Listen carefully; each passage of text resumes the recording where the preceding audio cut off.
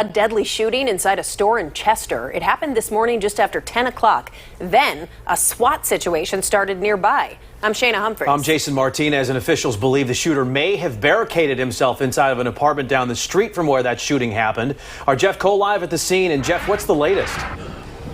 Jason, it's been a long and difficult day in this Chester community. Obviously, Chester is a struggling community. It's a community that does certainly deal with violence, certainly with poverty as well here. Let me show you this store behind me. This was just after 10 o'clock. In the store behind me, there was a shooting. It was a deadly shooting. One shot in the store. Man is shot in the head and killed. But then what appears to be a large, or what looked to be a large barricade situation sets up with cops and SWAT gear and armored vehicles looking for the alleged killer in this case. Here we lay out what happened.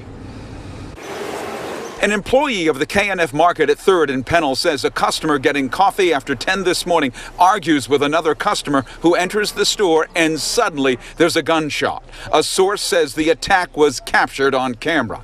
Investigators say the victim was killed and his attacker may have fled along Pennell to an apartment a block away. By midday, SWAT units were called and Pennell was blocked off as armored trucks were angled in front of the apartment and police in SWAT gear and assault weapons filled the street. Early afternoon, and SWAT officers are seen leaving the apartment with two small children in their arms. A woman in a wheelchair also comes out.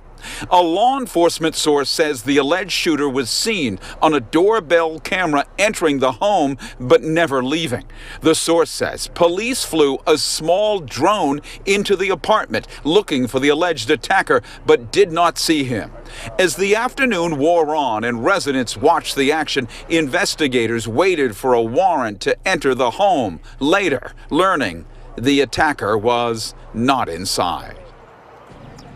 Now, investigators, law enforcement certainly believe they did have this alleged killer inside that home. They threw everything at it. They put a small drone in there. They had cops with long guns in armor here. They had those big, heavy SWAT trucks here as well, thinking that they had somebody inside. As you see in our piece, they take two small children out and a woman in a wheelchair. They finally wait for, get a warrant, go inside. The shooter is not there.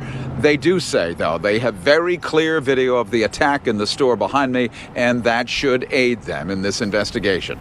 Live in Chester, I'm Jeff Cole, Fox 29 News.